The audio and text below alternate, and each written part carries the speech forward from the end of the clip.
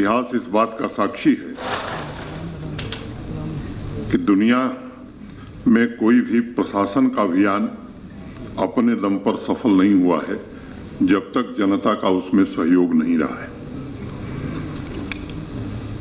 और मुझे लगता है कि दुनिया का कोई जन आंदोलन भी बिना नौजवानों के सफल नहीं हुआ है। जब देश आजाद हुआ था तो देश के पहले गृह मंत्री सरदार पटेल साहब एक जनसभा में गए थे। ढेर सारे नौजवान इकट्ठा थे। सब आग्रह कर रहे थे, गांधी जी भी थे, कि सरदार साहब और गांधी जी मिलकर देश के भविष्य का निर्माण करें। उस समय उस सभा को संबोधित करते हुए सरदार पटेल ने जो बात कही थी, मैं उसे उद्धृत करना चाहूंगा कि देश का कल्याण न मेरे हाथों में है और न ही गांधी जी के हाथों में है। देश के नौजवानों ने ही स्वतंत्रता दिलाई है, भावी नौजवानों को एक उज्जवल भविष्य दिया है और इसलिए देश का वर्तमान और भविष्य दोनों देश के युवा ही तय करेंगे। ये बात उस समय कही थी सरदार पटेल ने। अभी आपने अनेक वक्ताओं को सुना है, विस्तार से 1.25 घंटे का कार्यक्रम आपने देखा है। ये सच है कि बढ़ते हुए नशे की लत ने जम्मू कश्मीर की युवा पीढ़ी को अपने जद में ले लिया है और धीरे धीरे ये पूरे समाज और युवा शक्ति को खोखला कर रही है। अब आगे क्या करना है, अभी डॉक्टर मेहता ने आपको विस्तार से बताया है।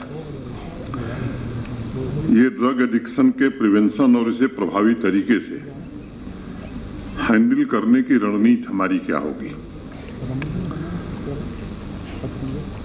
मुझे लगता है कि 3-4 पहलू हैं इसके। एक, कुछ हमारे देश के बाहर के लोग जो जानबूझ करके जम्मू कश्मीर को खोखला करना चाहते हैं, साजिश के तहत इस तरह के पदार्थों की तस्करी कर रहे हैं। अब यहाँ काम हमारे पुलिस बल का, सिक्योरिटी फोर्सेस का आता है कि उसके प्रवेश को हम कैसे रोकें और प्रभावी ढंग से रोकें। मेहता जी ने बताया कि सभी विभागों का इसमें योगदान होगा। जम्मू कश्मीर पुलिस पहले से इस क्षेत्र में कुछ काम कर रही है और अच्छा काम करे, उसके 1-2 सेंटर बहुत अच्छे हैं। कभी कभी एक तो प्रवेश पर रोक लगाना,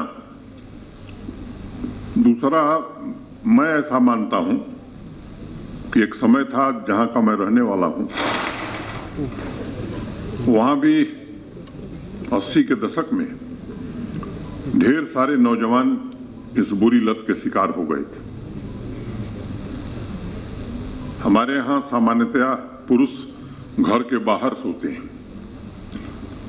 अब सबका घर हो गया है तो वो व्यवस्था बदल रही है। रात को लोग पानी पीने के लिए ग्लास और जग के बजाय एक हमारे यहाँ पात्र होता है जिसे लोटा कहा जाता है, पता नहीं आप सब उसको समझ पाएंगे या नहीं। तो लोटा और गिलास रख करके लोग चारपाई के नीचे सोते थे। एक ऐसा समय आ गया था कि ये नशेड़ी लोग जो हैं, जिनको लत लग गई थी, कुछ नहीं मिलता था तो आधी रात को वो गिलास और लोटा चोरी करते थे, ले जा करके बेच के दूसरे दिन हीरोइन पीने का काम करते थे। धीरे धीरे एक जन जागरण हुआ और काफी हद तक उसमें लोगों को सफलता मिली। मैं समझता हूं कि वो स्थिति अब जम्मू कश्मीर में आ गई है। आंकड़ों को दोहराने की जरूरत नहीं, आपको शीतलनंदा जी ने, मेहता जी ने और बाकी वक्ताओं ने इसके बारे में विस्तार से आपको बताया है। ये ठीक है कि पुलिस और सिक्योरिटी फोर्सेस इसको रोकें। दूसरी बात मुझे समझ में आती है, जो आगे किसी बैठक में हम लोग इसकी चर्चा करेंगे, लेकिन एसएसपी जम्मू है इसलिए मैं कह रहा हूं कि गांव को या स्कूल कॉलेज के आसपास अगर हमारा थानाध्यक्ष सेंसिटिव है, संवेदनशील है, दिमाग से काम करता है, तो गांव में सबको मालूम है कि कौन आदमी आता है और बच्चों को देता है। उसकी पहचान करना कोई बहुत बड़ा काम नहीं है, बहुत सामान्य ढंग से पहचान की जा सकती है। मेहता जी ने कहा कि सरपंचों पंचों के माध्यम से, मुझे लगता है कि ये काम बहुत आसानी से किया जा सकता है। तो उन बच्चों तक पहुंचे ये आवश्यक है। उसके पहले वो पुलिस की गिरफ्त में होना चाहिए जो रोज ये अपराध कर रहा है, और उसे जितनी कठोर सजा दी जा सकती है वो हमें निश्चित रूप से देना पड़ेगा। चुने हुए जो हमारे जनप्रतिनिधि हैं उनसे विशेष रूप से मेरा अनुरोध होगा कि इस अभियान में आप आगे बढ़ करके, ये आपका अभियान है। यहाँ जो लोग प्रशासन में हैं मोटे तौर पर आज नहीं कल, कुछ साल बाद चले जाएंगे। जम्मू कश्मीर कैसा रहेगा इससे जितना नाता आपका है, मैं समझता हूं कि हमारा नहीं है। और इसलिए मेरा विनम्रतापूर्वक आपसे निवेदन होगा कि अभियान आपका होना चाहिए। फील्ड से जो रिसर्च हुआ है और जो आंकड़े आए हैं, जो कम्युनिटी तथा एरिया आइडेंटिफाई किए गए, प्रिवेंशन के शॉर्ट टर्म और लॉन्ग टर्म लक्ष्य निर्धारित करना, ये दूसरा पहलू हो सकता है। फैमिली, कम्युनिटी तथा स्कूल बेस्ड अभियान की शुरुआत, यहाँ स्कूली शिक्षा विभाग आगे बढ़ सकता है। समाज कल्याण विभाग ने पिछले समय में काफी कुछ किया है इस विषय में, और अभी जिसका जिक्र कर रहे थे मेहता जी, चंडीगढ़ में एक सम्मेलन हुआ था उत्तर भारत के राज्यों का, हम लोग उसमें गए थे। जम्मू कश्मीर को वहाँ बेहतरीन प्रदर्शन के लिए सेकंड रैंक का अवार्ड हासिल हुआ है। समाज कल्याण विभाग की मैं तारीफ करता हूँ, लेकिन मुझे लगता है कि अवार्ड प्राप्त करना एक अलग बात है, लेकिन समूल इसको नष्ट करना ये दूसरी बात है।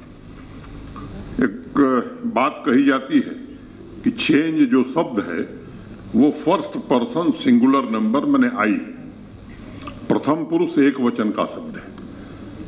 अगर किसी परिवर्तन के लिए हम आगे बढ़ रहे हैं तो पता चला हम खुद नशा कर रहे हैं, दूसरे को भाषण दे रहे हैं, तो उसका इम्पैक्ट, उसका असर नहीं होता है। तो मेरा सबसे निवेदन होगा कि ये समस्या इतनी गहरी हो गई है कि अब अगर हम नहीं चेते तो मुझे लगता है कि आने वाली पीढ़ियां हमें माफ नहीं करेंगी। और इसलिए आज के समाज का प्राथमिक दायित्व हम इसे घोषित करें और सभी स्टेक होल्डर्स का सहयोग इसमें मिले, ये आवश्यक है। जम्मू कश्मीर में जो सर्वे में बताया गया कि 10 गंभीर रूप से प्रभावित जिले हैं, 10 जिलों में अभियान शुरू हुआ है। मुझे लगता है कि अभियान अच्छा चल रहा है, लेकिन इसकी व्यापकता और लोगों की भागीदारी और बढ़ाने की आवश्यकता है। ये लंबे समय की समस्या है, आप अगर देखेंगे तो ये समस्या लंबे समय की है। और अभी किसी ने बोलते हुए बात कही, ठीक है प्रशासन देर से आया, लेकिन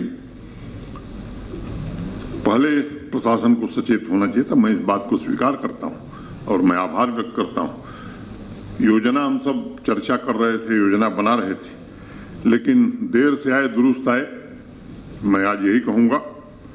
और मुझे लगता है कि अब ये वक्त आ गया है कि हम सब मिल करके अपना दायित्व समझ करके इस काम में आगे बढ़ें। ड्रग डिमांड रिडक्शन अभियान पर ये सच है कि यहाँ पहले काम कम हुआ है, और अगर मैं 19 के पहले की बात करूं तो नौजवानों तक शायद इस अभियान के अंतर्गत लोग पहुंच ही नहीं रहे थे। जबकि ये सबको मालूम था कि सीमावर्ती यूनियन टेरिटरी होने की वजह से पड़ोसी और आसपास के देश षड्यंत्र कर रहे हैं। और आप अगर 19 के पहले के आंकड़े को देखेंगे तो ड्रग डिमांड रिडक्शन अभियान का जो आंकड़ा है वो 0 लाभार्थी है।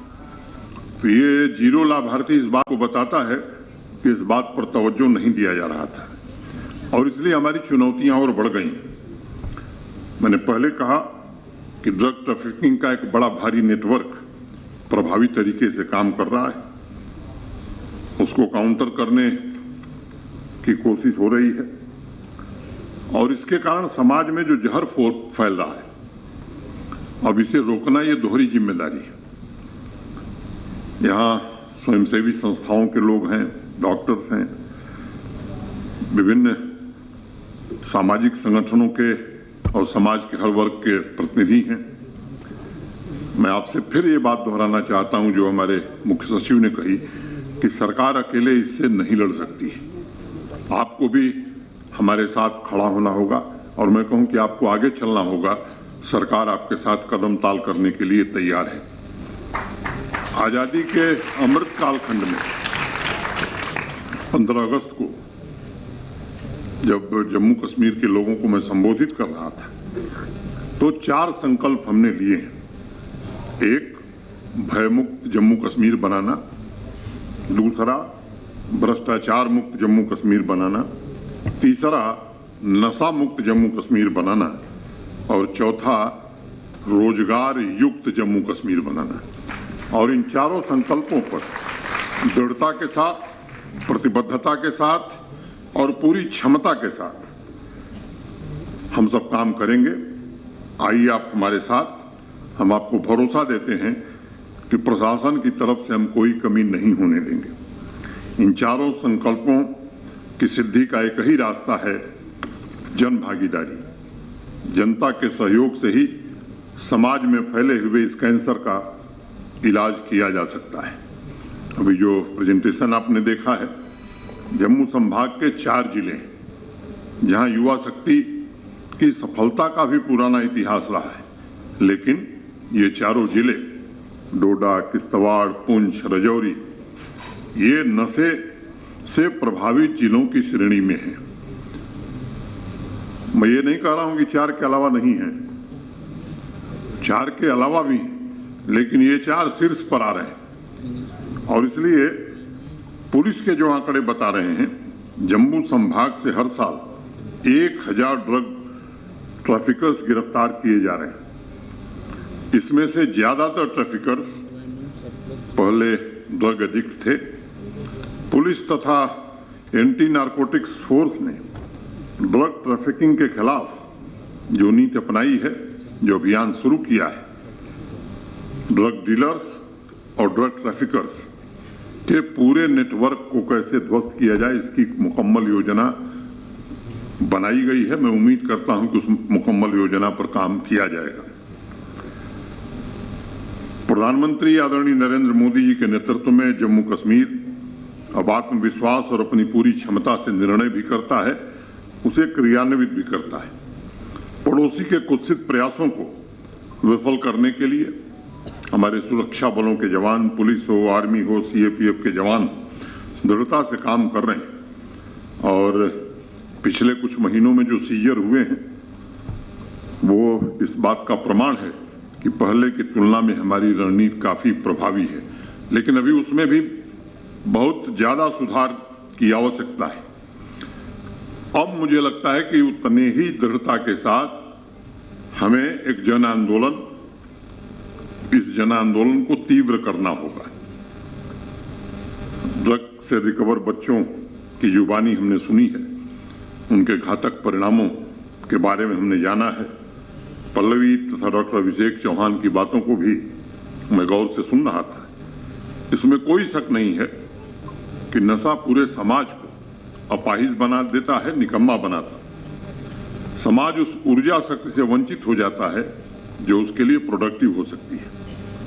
विकास को भी अवरुद्ध ये करता है और समाज में दीमक की तरह हर एक नागरिक को खोखला बनाता है। तो साइंटिफिक तरीके से हम इसमें रिसर्च क्या कर सकते हैं?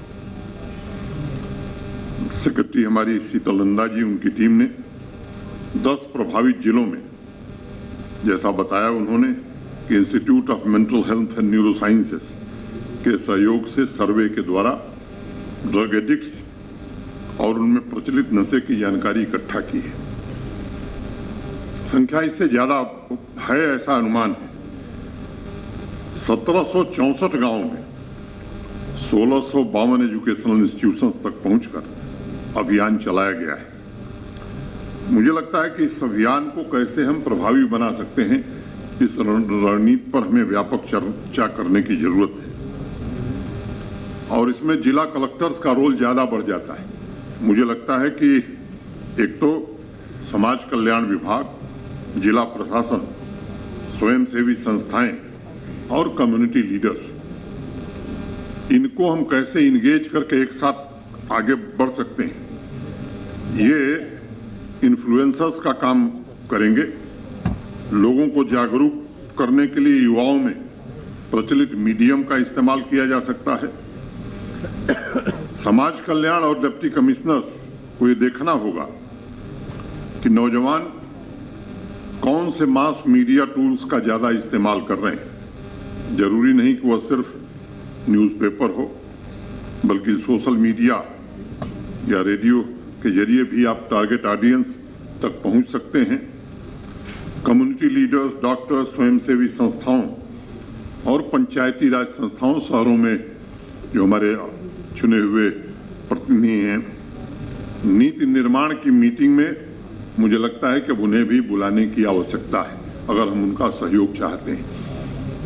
केवल कहने से सहयोग मिलेगा, उनको भी लगे कि नहीं हमारी भागीदारी है। और मैं मानता हूं कोई योजना तभी सफल होती है जब हमें ये पता होता है कि इसका क्रियान्वयन किस प्रकार होगा।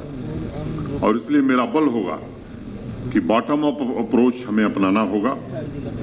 कंसिस्टेंसी बड़ी आवश्यक है। अब ब्लॉक दिवस हम आयोजित करते हैं, जागरूकता का कार्य एक समय हम उसमें भी तय कर सकते हैं। वॉलंटियर्स और कम्युनिटी लीडर्स के सहयोग से इस अभियान को हम हर गांव तक, छोटे बड़े शहर तक ले जा सकते हैं। और अनेक मोटिवेशनल फैक्टर्स को भी हम समय समय पर इवेलुएट करें। पारदर्शी तथा निष्पक्ष तरीके से अभियान के इम्पैक्ट को भी इवेलुएट करना, ये बड़ा आवश्यक है। हम कर रहे हैं, अच्छा कर रहे हैं, उसका परिणाम आ रहा है कि नहीं आ रहा है, इसका निष्पक्ष ढंग से अगर हम असेसमेंट करते हैं तो हमें आगे बल मिलेगा। किसी कार्यक्रम के क्रियान्वयन में किसी स्तर पर कोई कमी तो नहीं है, केवल औपचारिकता तो हम नहीं कर रहे हैं। और इस इवैल्यूएशन में पेरेंट, टीचर्स और कम्युनिटी लीडर्स का सहयोग बड़ा जरूरी है, ताकि नशे पर नकेल कसने के लिए इन तीनों का सहयोग इस अभियान में मिले। वॉलंटियर्स, डॉक्टर्स और अधिकारी ये तो साथ रहे ही। अलग अलग शहरों में दुनिया के जो अभियान चल रहे हैं उस पर अगर निगाह डालेंगे तो सामान्य रूप से नजर आएगा कि ये कम्युनिटी का स्व प्रेरित अभियान है। मैं न्यूयॉर्क शहर के ड्रग अब्यूज पर एक रिपोर्ट पढ़ रहा था। वहां लोगों ने ड्रग्स के खिलाफ मोहल्ला समिति का गठन किया और हर एक मोहल्ला, जिसे वो ब्लॉक कहते हैं, ड्रग फ्री बनाने के लिए पेरेंट्स के साथ मिलकर अभियान चलाया। मुझे लगता है क्या हम सोच सकते हैं कि जम्मू शहर के एक एक मोहल्ले में इस तरह की समितियां बनाकर ये अभियान हम शुरू कर सकते हैं क्या? कि जम्मू का ये फलां गांधीनगर मोहल्ला गर्व से कहे कि नहीं हम ड्रग फ्री हैं, और तब हम म्यूनिसिपल जो हमारा कॉरपोरेशन है उसको हम कह सकते हैं कि अपने बजट में जो सबसे पहले ड्रग फ्री मोहल्ला होगा वहां विशेष काम करिए। जो पंचायत सबसे पहले ड्रग फ्री होगी उसे सरकार फाइनेंशियल इंसेंटिव देगी। जो स्कूल पूरी तरह ड्रग फ्री होगा, जो कॉलेज पूरी तरह ड्रग फ्री होगा, प्रशासन का काम यही है, उसे हम अलग से इंसेंटिव देंगे। हर एक गांव के सरपंच और अर्बन लोकल बॉडीज के वार्ड मेंबर से मैं निवेदन करना चाहूँगा कि अपने गांव, अपने मोहल्ले को ड्रग फ्री बनाने के अभियान में आप जुड़िए, बल्कि आप ही उसके नेता बनिए। पेरेंट्स के साथ मिलकर सुनिश्चित करें कि उस गांव या उस मोहल्ले में कोई नौजवान नशे के दलदल में नहीं फंसा है। जो गलती से फंस गया है किन्हीं कारणों से, उसकी रिकवरी के लिए प्रशासनिक और चिकित्सकीय मदद हम उपलब्ध तुरंत करावें, इसकी व्यवस्था हम करेंगे। और जैसा मेहता जी ने कहा कि उसको हम अपराधी नहीं मानते, केवल उसका ट्रीटमेंट नहीं कराएंगे, रिहेबिलिटेशन नहीं कराएंगे। अगर वो स्वरोजगार करना चाहेगा तो उसे भी हर प्रकार की मदद जम्मू कश्मीर प्रशासन देगा, ताकि वो एक आदर्श नागरिक बनकर के बाकी लोगों को प्रेरणा दे सके कि नशे से निकले तो हम एक बड़ा व्यापार या स्वरोजगार खड़ा कर सके हैं। मैं समझता हूं कि इस पर हमें काम करने की जरूरत है और प्रशासन की ओर से ऐसे गांव को, ऐसी पंचायतों को, ऐसे शहरों को ड्रग फ्री घोषित होने पर मैं समझता हूं कि 15 अगस्त 26 जनवरी को जो पुरस्कार दिया जाता है, वो पुरस्कार ऐसे लोगों को देने का काम हम करेंगे, ये मैं आज कहना चाहता हूं। और ये कार्य जो है प्रतिस्पर्धा की भावना से होना चाहिए, ताकि नशे की चपेट में जितने गांव या शहर हैं उनकी संख्या हम कम कर सकें। मुझे पूर्ण विश्वास है कि drug free village, drug free city, drug free town का अभियान जम्मू कश्मीर को नशे से मुक्ति दिलाने में मददगार साबित होगा। जम्मू कश्मीर समाज कल्याण विभाग ने जो सर्वे किया है उसमें एक बात और स्पष्ट आई है कि ज्यादातर जो एडिक्ट्स हैं वो 25 से 30 साल आयु वर्ग के हैं, कुछ कम भी होंगे 25 के। और मशवरा नामक एक स्वयंसेवी संस्था की मदद से जम्मू संभाग में ट्रीटमेंट और रिहेबिलिटेशन पर समाज कल्याण विभाग फोकस कर रहा है। अगली बैठक में सभी डिप्टी कमिश्नर्स और एसएसपी से भी हम लोग ये अनुरोध करेंगे कि नशा मुक्ति अभियान को पूरे प्रशासन का एक अभियान मान करके, जनता का अभियान मान करके इस काम को हम शुरू करें। वहीं स्पोर्ट्स एक्टिविटी को हम बढ़ाने की कोशिश कर रहे हैं। इस वर्ष लक्ष्य रखा है हम सबने कि 35 लाख युवा जम्मू कश्मीर में खेल कूद से जुड़े। जो बच्चा स्पोर्ट्स में रुचि लेगा, रोज ग्राउंड पर जाएगा, स्वाभाविक रूप से ऐसी आदतों से वो बाहर निकलेगा। इसे और भी प्रोत्साहित करने की कोशिश हम सब करेंगे। इस अभियान में जो बजट दिया गया है उसका खर्च भी सही ढंग से हो और समय के भीतर ये सुनिश्चित करना होगा। ड्रग फ्री जम्मू कश्मीर के अभियान में कई एडमिनिस्ट्रेटिव रिफॉर्म्स करने हैं और बहुत से संसाधन भी जुटाने हैं। एक तत्काल आवश्यकता जम्मू में हमारी बच्चियों के लिए एक ड्रग डी एडिक्शन सेंटर स्थापित करने की है। मैं शीतलंदा जी से आग्रह करूंगा कि एक बच्चियों के लिए या महिलाओं के लिए अलग से सेंटर हमें बनाने की जरूरत है और जल्दी से जल्दी उसे फंक्शनल करने की आवश्यकता है। मेहता जी ने अभी बताया कि सभी जिलों में एक केंद्र हम आने वाले समय में बनाएंगे। इस बदलाव से बचाने के लिए जुवेनाइल सेंटर में जो काम हो रहे हैं समाज कल्याण विभाग के, हमारी कोशिश होनी चाहिए कि प्लानिंग से लेकर इम्प्लीमेंटेशन तक की प्रक्रिया ये समय सीमा के भीतर हम पूरी करें और इंटीग्रेटेड रिहेबिलिटेशन सेंटर को भी हमें प्रभावी बनाना होगा। उनकी संख्या भी बढ़ानी होगी, उनकी क्षमता भी बढ़ानी होगी। मुझे लगता है कि ड्रग अब्यूज पैटर्न का सर्वे इस बात का भी इशारा करता है कि हमें सभी स्टेक होल्डर्स को शक्ति संपन्न बनाना होगा। प्रशासन, संसाधन, जरूरी ट्रेनिंग प्रदान करने के लिए प्रशासन पूरी तरह प्रतिबद्ध है। मैं हर एक नागरिक से इस अभियान में सहयोग करने की अपेक्षा रखता हूं, अनुरोध करता हूं। और इससे हट करके एक बात कह के अपनी बात खत्म करूंगा। मित्रों, पिछले दिनों सर्विस सिलेक्शन बोर्ड की 3 परीक्षाओं को हमें निरस्त करना पड़ा है। एक सब इंस्पेक्टर की, एक जूनियर इंजीनियर की, एक फाइनेंशियल असिस्टेंट्स या अकाउंट्स असिस्टेंट्स की शिकायतें आई थी। एक उच्च स्तरीय समिति एडिशनल चीफ सेक्रेटरी जो होम है उनकी अध्यक्षता में बनी थी। जांच में पर्याप्त प्रमाण पाए गए कि इसमें गड़बड़ी की गई है। अभी तक जितनी नियुक्तियां हुई हैं पूरी पारदर्शी तरीके से हुई, कोई और आधार नहीं रहा है। योग्यता के आधार पर ही लोगों को नौकरी मिली है। वो जमाना लग गया जब जम्मू कश्मीर में दुकान पर नौकरी मिला करती थी, कुछ लोगों को नौकरी दिया करते थे। और जब ये शिकायत आई, जांच कराई गई और प्रमाण मिले तो उन तीनों परीक्षाओं को निरस्त किया गया है और जांच सीबीआई को दी गई है। मैं आप सबको ये बात कहना चाहता हूं कि जांच इसीलिए सीबीआई को दी गई है कि जिन लोगों ने हिमाकत की हमारे युवा बच्चों का भविष्य बिगाड़ने की, हमारी पीढ़ी को गुमराह करने की, वो तो जेल के सलाखों के पीछे होंगे ही। कानून अपना काम करेगा ही। कठोर से कठोर सजा उन्हें मिले।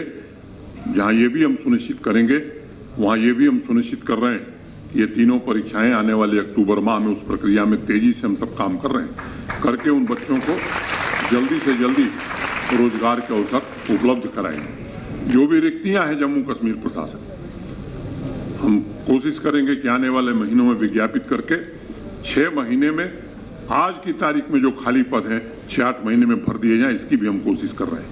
लेकिन कुछ लोग षड्यंत्र के तहत, जिन लोगों ने इस काम में पैसे का उपयोग किया, जो लोग इसके पीछे रहे, वो अनावश्यक नौजवानों को गुमराह करने की कोशिश कर रहे हैं। मैं जम्मू कश्मीर के नौजवानों को भरोसा देना चाहता हूं कि दुनिया की कोई ताकत जम्मू कश्मीर में बेईमानी नहीं करा सकती है।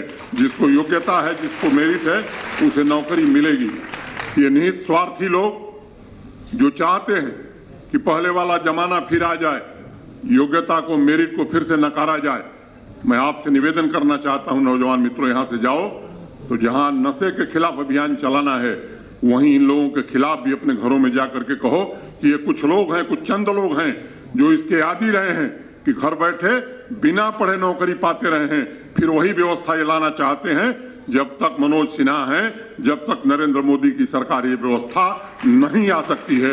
यही भरोसा देकर मैं अपनी बात समाप्त करता हूं। धन्यवाद। जय भारत।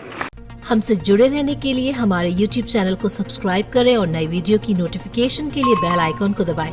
अगर आप ये वीडियो Facebook पर देख रहे हैं तो लाइक जरूर करें और ज्यादा से ज्यादा शेयर करें। इसी तरह के और भी अपडेट्स के लिए फॉलो करें हमारा Instagram पेज himachal.केसरी।